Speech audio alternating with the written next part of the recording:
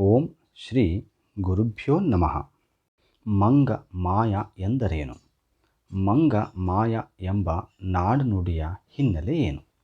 ಒಮ್ಮೆ ತುಳಸೀದಾಸರು ಎಲ್ಲೋ ಹೋಗುತ್ತಿದ್ದಾಗ ಒಬ್ಬ ಹೆಂಗಸು ಅವರ ಕಾಲಿಗೆ ಬಂದು ಬಿದ್ದಳು.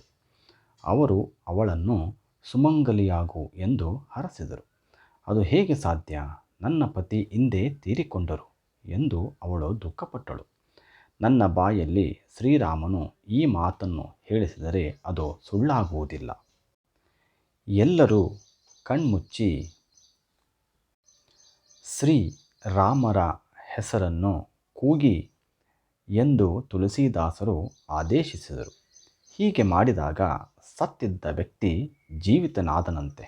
ಈ ವದಂತಿ ಎಲ್ಲ ಕಡೆಗೆ ಹಬ್ಬಿ ಅಕ್ಬರನ ಕಿವಿಯನ್ನು ಮುಟ್ಟಿತು.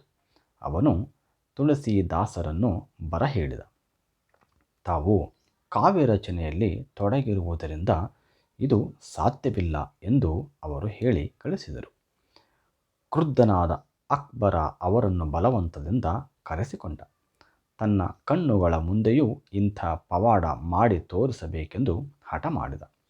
ನೀವು ಕೇಳಿದ್ದೆಲ್ಲ ಸುಳ್ಳು. ನನಗೆ ಶ್ರೀರಾಮನನ್ನು ಹೊರತಾಗಿ ಏನೂ ತಿಳಿದಿಲ್ಲ ಎಂದು ದಾಸರು ಹೇಳಿಬಿಟ್ಟರು. ಅಕ್ಬರ್, ನಿಮ್ಮ ರಾಮನನ್ನು ನಾವು ನೋಡೋಣ ಎಂದು ಸವಾಲೆಸೆದು ದಾಸರನ್ನು ಫತೇಹಪುರ ಸಿಕ್ರಿಯ ಕಾರಾಗೃಹದಲ್ಲಿ ಬಂಧಿಸಿದ. ಅಲ್ಲಿ ತುಳಸೀದಾಸರು 40 ಚರಣಗಳುಳ್ಳ ಹನುಮಾನ್ ಚಾಲೀಸ ರಚಿಸಿ 40 ದಿವಸ ಪಠಣ ಮಾಡಿದರಂತೆ. 40ನೇ ದಿವಸ ಕೋತಿಗಳ ದೊಡ್ಡ ಸೈನ್ಯ ನಗರದಲ್ಲಿ ಬಂದಿಳಿದು ಧ್ವಂಸ ಮಾಡಲು ಪ್ರಾರಂಭಿಸಿತು. ಅಕ್ಬರನ ಒಬ್ಬ ಸಲಹೆಗಾರ, ಇದು ನೀವು ಬಂಧಿಸಿಟ್ಟ ಫಕೀರನ ಕೆಲಸ ಎಂದು ತಿಳುವಳಿಕೆ ಹೇಳಿದ. ಅಕ್ಬರನು ದಾಸರನ್ನು ಬಿಡುಗಡೆ ಮಾಡಿದಾಗ ತುಳಸೀದಾಸರು ಹನುಮಂತನನ್ನು ಪ್ರಾರ್ಥಿಸಿ ಕೋತಿಗಳ ಹಾವಳಿಯನ್ನು ಕೊನೆಗೊಳಿಸಿದರು. ಬಂಧಿಸಿದ ತುಳಸೀದಾಸರನ್ನು ಮುಕ್ತಗೊಳಿಸಿದೊಡನೆಯೇ ಎಲ್ಲಿಂದಲೋ ಪ್ರತ್ಯಕ್ಷವಾದ ಕಪಿಸೇನೆ ತಕ್ಷಣ ಎಲ್ಲೋ ಮಾಯವಾದವು.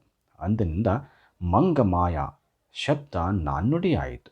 ಮುಂದೆ ಅಕ್ಬರ್ ದಾಸರ ಸ್ನೇಹ ಸಂಪಾದಿಸಿ ಅವರ ಸಲಹೆ ಮೇರೆಗೆ ಫತೇಹಪುರ ಸಿಕ್ರಿಯನ್ನು ಬಿಟ್ಟು ದೆಹಲಿಗೆ ಹಿಂದಿರುಗಿದನಂತೆ. ಸರ್ವೇ ಜನ ಸುಖಿನೋ ಭವಂತು.